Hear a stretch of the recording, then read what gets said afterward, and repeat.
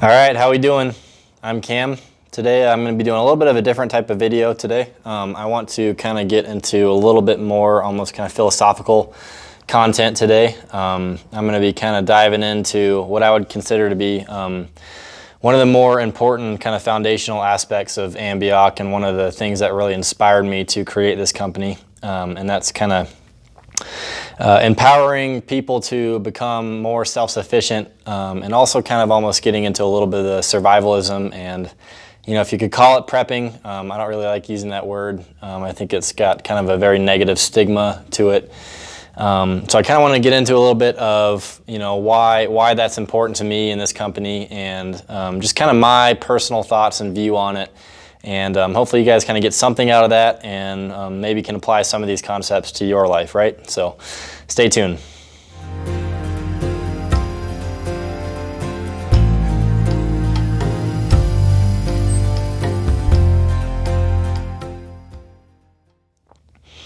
Okay, so let's just, I guess, kind of address the elephant in the room first, right? And that would be what I would say is prepping, right? So most of the time, when you hear the word prepping, a lot of people kind of have this knee-jerk reaction, right? And they kind of think that it's just ridiculous, and they kind of get this picture in their mind of some guy with just 100 guns in one room in his house, and he's got, you know, 1,000 pounds of canned foods and all this ridiculous stuff, right? And, you know, first off, of course, from my perspective, there's nothing wrong with that. If that's kind of how you want to live your life, or if that's really important to you, by all means, you know, do what you got to do.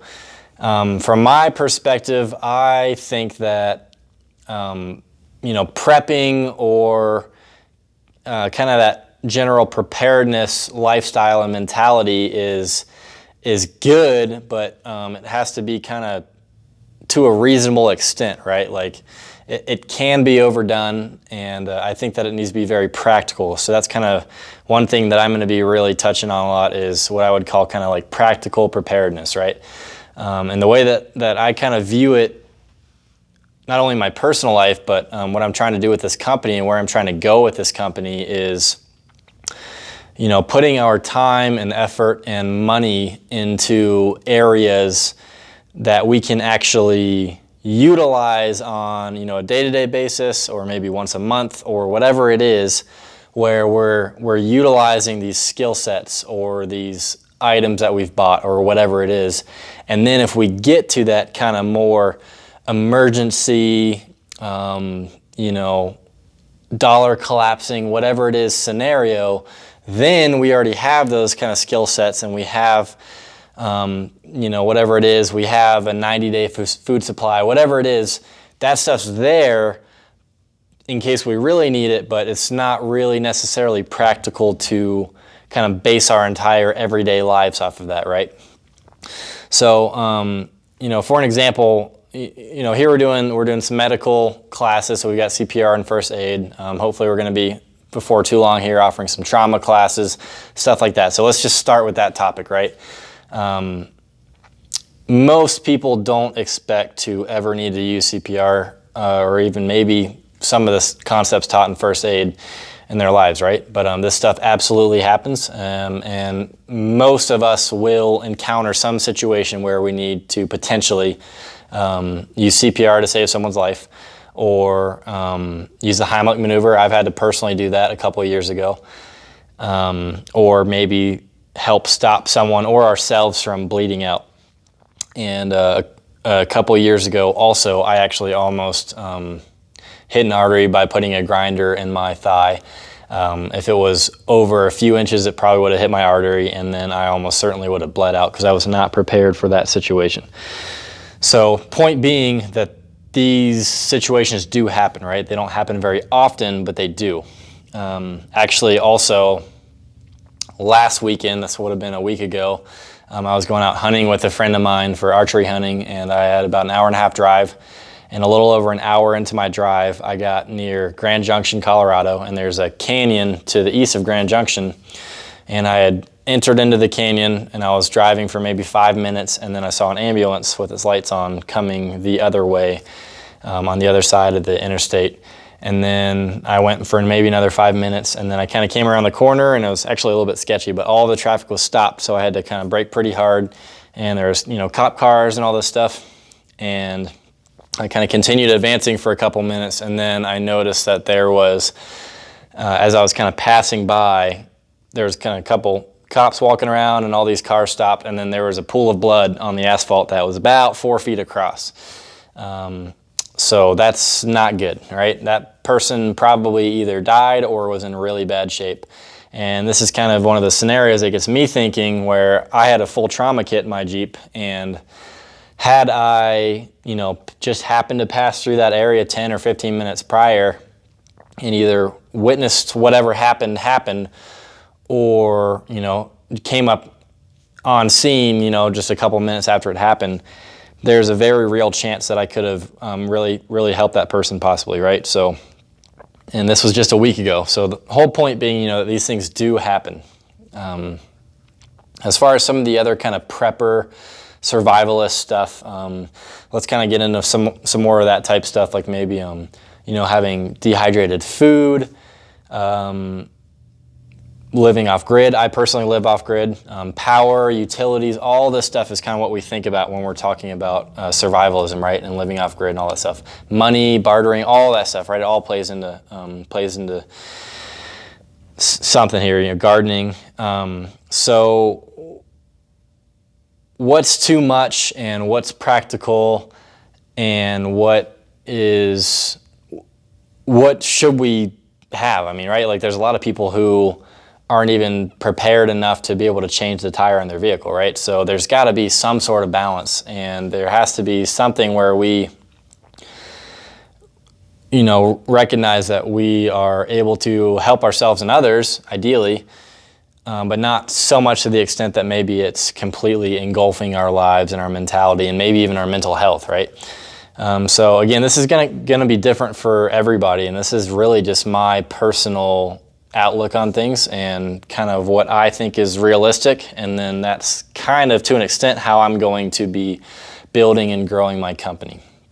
So I'm going to go into just a little bit about what I've done in my life, how I've set my kind of whole lifestyle up, and kind of use that as a somewhat of a basis for what I think is reasonable. So again, I live off grid. I think that is a great thing to consider for those who can. Even if you can't live fully off grid, I think that you should have some sort of systems or something in place that you have as a backup in case things don't go the way that we want them to, which happens actually all the time, right? So if you can live off grid, I think you should. I think that you shouldn't be intimidated by it. I have a little presentation that I put together, a little PowerPoint that's about 2 hours long or so normally when I actually give it in front of folks. That's just kind of goes into the basics of what it's like to live off grid, things to consider, all that fun stuff. And I'm going to be making a video, kind of like a compressed version of that pretty soon here. So please stay tuned for that. But if you have the opportunity, or if you're thinking about it, maybe you're a little bit apprehensive, I really think you should strongly consider it. There's a lot of factors to think about, and there's things that you need to be educating yourself about, right? If you're trying to live off grid, way up like New Hampshire or something like that, way up where there's very little sunshine and there's a ton of snow and all that stuff, that might not be as practical for you. I'm not going to say that you can't do it, because you could, but there's a lot of factors that come into play here and kind of will allow you to decide if it's reasonable for you and if it's viable or not, right?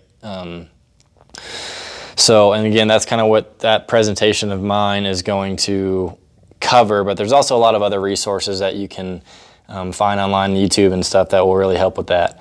But if you live somewhere that has, a decent amount of sunshine, solar power as of right now is absolutely the most viable and economical and reasonable means of getting power, right? So if you live somewhere that gets a pretty good amount of sunshine, all that fun stuff, and you can get your kind of solar system for a reasonable enough price, or a price that's within your budget, I really think that you should consider that. It's awesome. Living off grid's really cool. There's a lot of peace of mind there.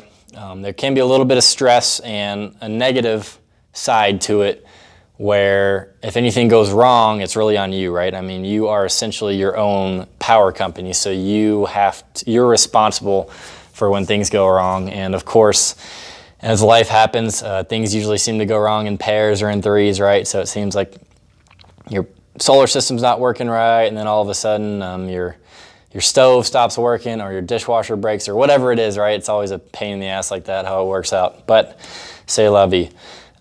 So that's kind of something that you also need to kind of wrap your head around and get in that mentality that if you do decide to live off grid and you do decide to become more kind of just self-sustaining and all that stuff, then in some ways it is more challenging than, you know, what you could call a conventional lifestyle. And to an extent, no one's going to hold your hand through it, if that makes sense. So I've had to really kind of educate myself a lot. I've definitely had help from friends and folks around here. I had some friends. I had a good buddy of mine, one of my neighbors. He was an older guy, great carpenter, and he helped me build my house. He helped me build my shop.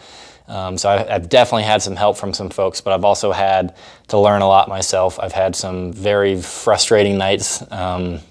Again, when things go wrong, I haul water. So I have, the way that I get water to my house is I have kind of a big tank in the ground behind my house that holds 1,700 gallons. And then I've got a smaller tank, which holds about 500, that I have on a trailer, which I hook up to my truck.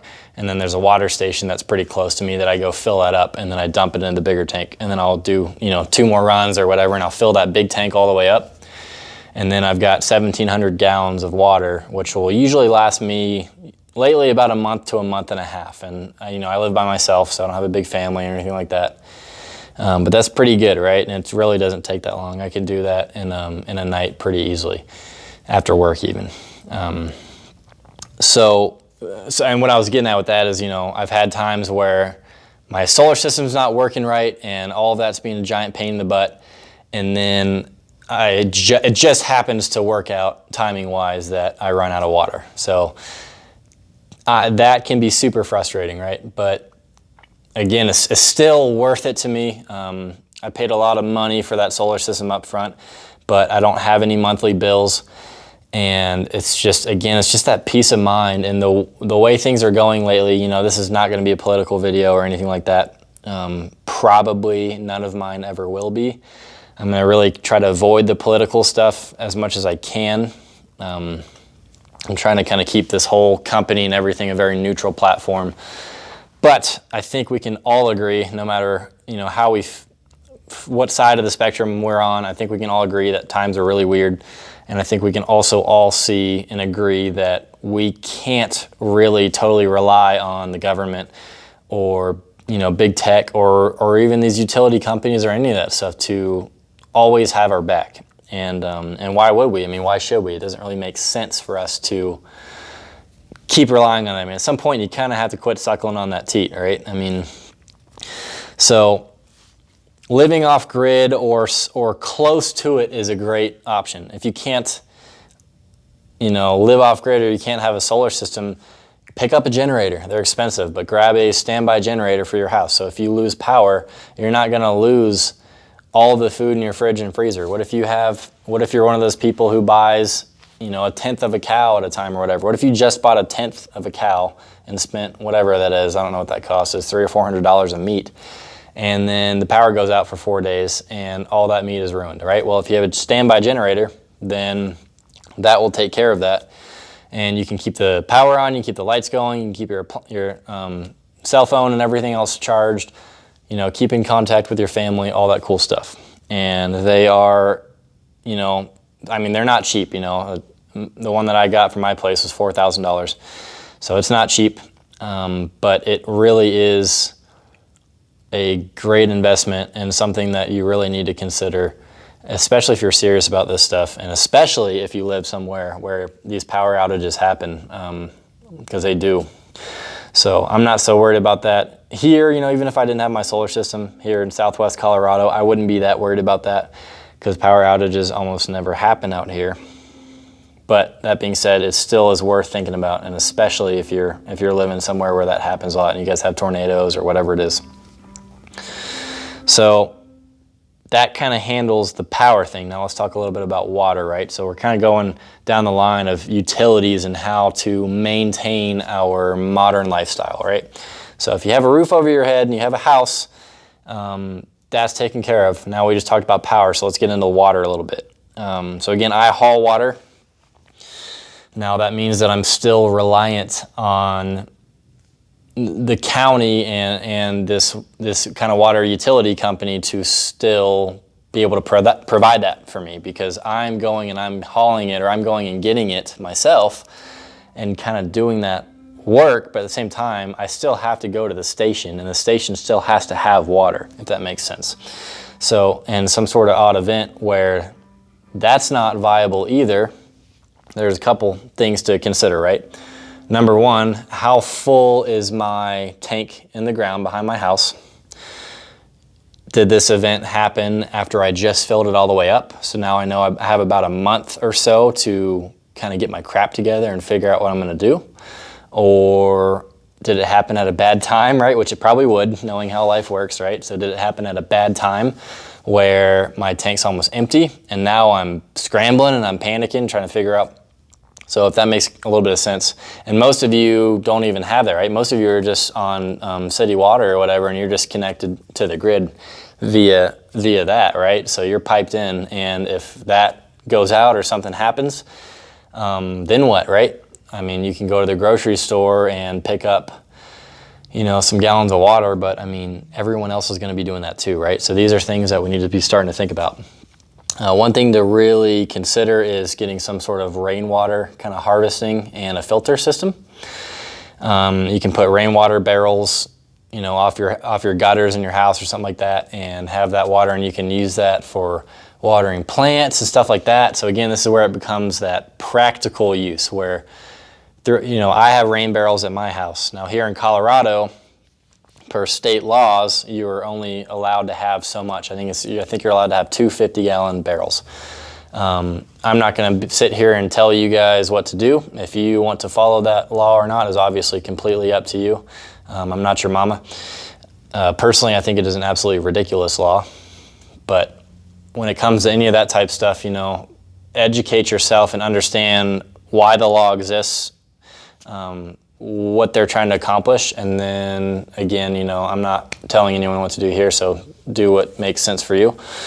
But again, the practical aspect of this is that you know, I'm using my rain barrels all year long because I'm watering my plants with them. So when I fill that big tank in the back of my house up with 1,700 gallons of water for my drinking water, I don't use any of that to water my plants outside and stuff like that because I don't want to waste it. I want that water to go as far as I can make it go after doing that work and taking that time to do that chore, if that makes sense. So what I have is I have these rain barrels on the outside of my house, and as those get filled, I just use those, to water my plants.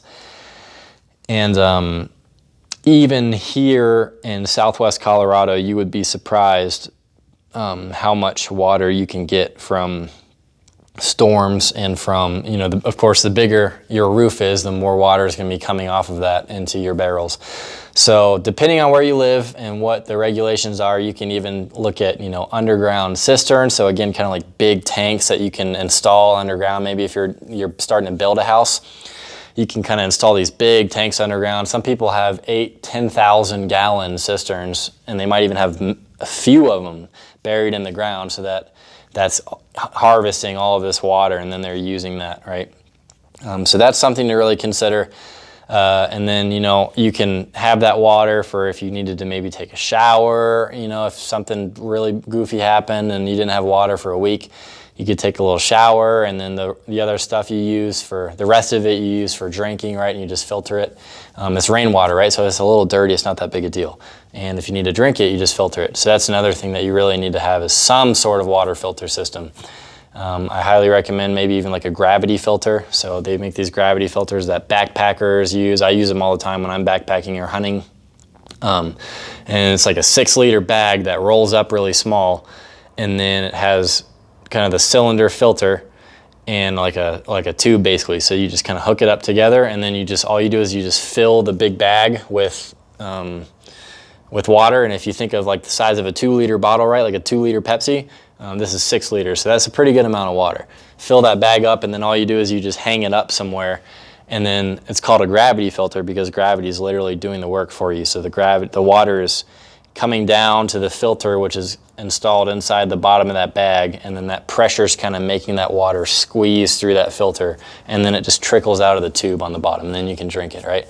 So that's a great option. Then they also have some other options for kind of bigger, like almost countertop type filter systems, and you guys can look up those too, and I'll probably provide some links for some of those in the description of this video as well. So that's a great option. And then the other thing that we need to think about is waste, right? How are we going to get rid of waste? There's things like composting toilets, which are great, especially a lot of people have them like in cabins or like off-grid cabins, and some people use them full-time in their off-grid homes. That's a potential option. You can also have some sort of like, you can have like a bucket with a little lid on it with kind of like those disposable bags. That's a great option. And again, that's really worth thinking about.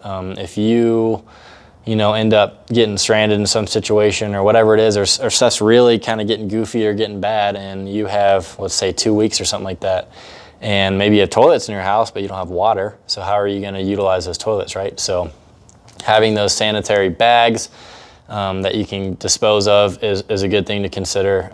People who have septic systems, such as myself, is a great option, because then it's like having your own power system. Now you have your own waste system, and the only thing you really need to worry about for the most part is sorry, I'm getting all itchy here. The only thing you need to worry about for the most part is having water, right? So you need water for your toilet to work, and eventually that septic tank will fill up, but that takes a long time. As long as it's been cleaned out relatively recently, usually that takes at least a couple of years. That's a long time. So the last topic that I want to cover tonight, and again, this is just lifestyle. This is just kind of how can we keep living in our home when things kind of go south. How can we set up our lifestyle so that we're still surviving, and we're not really needing to change much, or we're not really affected very much when shit hits the fan, or whatever you want to call it, right? However you want to put it. It doesn't have to be a zombie apocalypse scenario, right? I mean, you can look at what happened in Texas. God, I don't remember when that was this last winter, 7 months ago, whatever it was, I don't remember, when all the power went out and people were literally freezing to death in their home. That was a giant mess. That was a horrible situation, and no one saw it coming, but at the same time, it really shows you how better prepared we need to be for these types of things, because they happen, 100% they happen.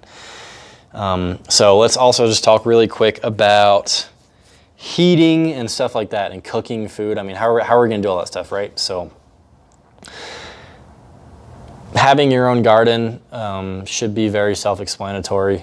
I don't yet. I'm working on it. I'm working on building a greenhouse. I have it about halfway finished. But I'm going to be working on growing my own food soon. I hunt my own meat, so I've got at least red meat that usually lasts me about a year when I kill an elk. So sourcing your own food kind of goes without saying, right? Like, that's a great option. But then, I mean, how do we cook food? What if we don't have gas? What if there's a gas problem? Because that's another utility that we rely on, but what if that's not an option anymore? And that's one, you could call it Achilles heel to my setup, is I'm off grid, but I do have propane tanks, and they have to be filled. I actually just got them filled a week ago here to get ready for the winter. But they do have to be filled, so that's not something that's autonomous, right? So I am reliant on there being propane companies that exist and that I can work with and that can deliver propane to me in order for me to keep sustaining, right? And some of this stuff is just inevitable. It just is what it is. So if I were to not have access to that, or not be able to fill up that propane, because I use propane for my heat, to heat my home via radiant floor heat, right? The little tubes under your floor. That's my primary source of heat, and that's controlled by a thermostat in my house. But if that were to run out, I also have a wood stove, right?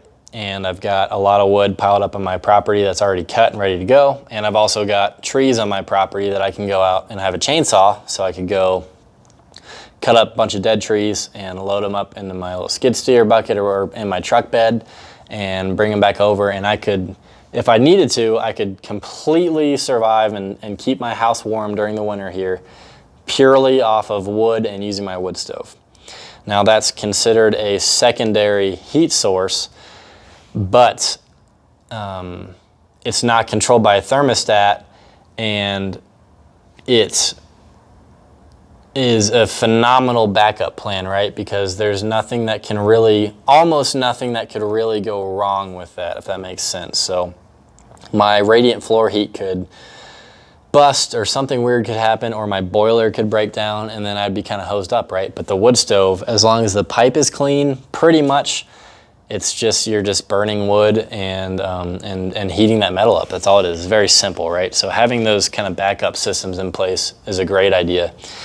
And then I also use that propane gas to cook, right? I've got a gas stove in my house, and if that was to not be there anymore, you know, then we got to start thinking, well, what's the other options here? So I, you know, spend a lot of time camping and backpacking and hunting. So I've got a couple different stove systems. I've got kind of like those green Coleman stoves that you can get at Walmart, right? They're like 50 bucks. And they just use kind of like the big green canister. You just screw it on, and then it's got like 2 burners, right? And you can cook your eggs on it and your bacon and all that fun stuff. That's a great option. And here's, again, I'm just going to hammer it one more time, where we get into kind of like that practical survivalist type stuff, because that stove can be used, I use it all the time. I use it when I camp, when I car camp. Obviously I don't backpack with that big stove, but I use it when I car camp, when I'm shed hunting, mushroom hunting, whatever I'm doing with my friends.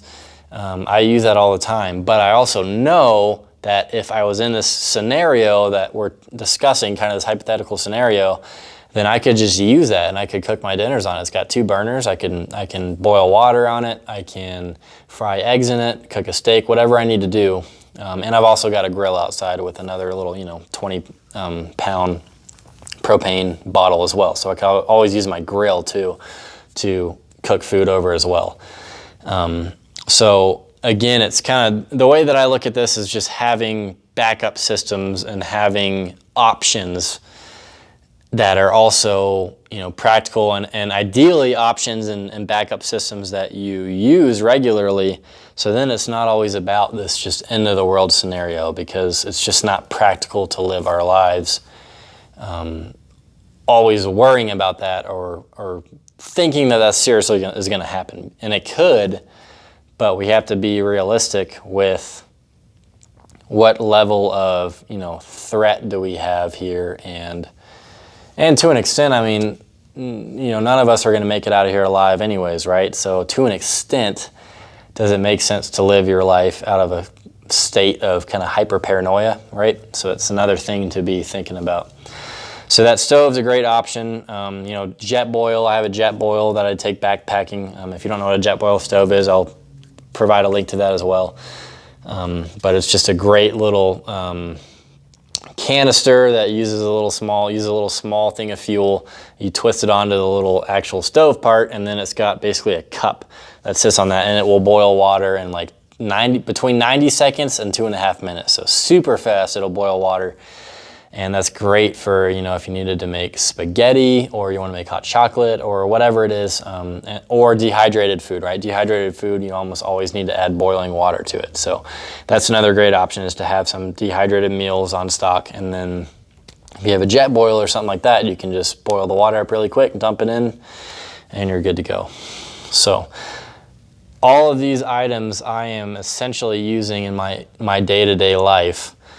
But I know that if things get pretty bad, I know that I am pretty well set up. I'm not going to say that I'm going to kick ass, or that there's going to be no problems, all good to go. I mean, there's always stuff to think about, right? I mean, what if your truck breaks down and we're in that dollar collapses scenario? What if your truck breaks down? What are you going to do about that? Where are you going to get fuel? Where are you going to get gas? That's another thing to think about. Do you have some extra gas lying around your house? And do you have fuel stabilizer in it? Because gas goes bad, right? So there's all these factors that you need to think about, and you have to also decide how much is it practical for you to dump money into this, and how much do you need to kind of let go? Does that make sense? You know, and again, it's going to be personal for all of us. We all have different financial situations. We all have different perspectives on how serious we think things are or how worried we are about these types of things. But it's all kind of cool and fun stuff to think about, and it really is honestly worth your time. And I really think that over the last couple of years with how things are going, I think people are really starting to see just how fragile and delicate our network, our society is that we've built. And it's real, you know, this is real stuff. So I really hope that this has kind of sparked some stuff in you and maybe got you to think a little bit about, you know, what maybe you want to prioritize on. And I'll just kind of leave, there's so much I could talk about here. There's so much, but I kind of want to kind of get to a conclusion here. So the last thing that I want to have you kind of to leave you with and just have you thinking about is that this doesn't need to be an overnight thing or, you know, 1 week, you know, just because you see some scary headline on the news. I don't want you guys to, you know, just go out and spend $1,000 on survival gear and prepping gear and all this stuff, right? Like, in my opinion, the most practical way to go about this is to have this building over time. I almost think about like the snowball metaphor, right? Where the snowball's going down the hill and it's getting bigger and bigger. This needs to be kind of a accumulating over time process of slowly becoming more and more, you know, just sustainable and self-sufficient, right? You're slowly building your garden and learning about gardening. You're slowly developing just your space. I mean, right, I'm building a greenhouse now. I just got done building a shop a year ago, so now I've got somewhere I can work on my vehicles in the wintertime when it's cold. I've got a little gym in there so I can go work out. So these are things that have not happened overnight, right? I mean, it's taken me over 3 years to get to where I am now as far as, you know, my compound goes, if you will. And I'm going to make a video about that too, as far as my place and what it looks like and how I have it all set up. I'm definitely going to make an awesome video about that. So just be thinking about that. Every once in a while when you got some extra money, instead of going out and going to the bars and spending $50 on drinks and all this stuff or whatever it is, take that money and invest it in some dehydrated meals, or get a nice little solar rechargeable battery pack for your cell phone, something like that, right? Like, there's a lot of different options that we can consider there. So that being said, oh, I got a friend coming in. Anyway, that being said, that's going to be the end of it. So we will catch you guys on the next one.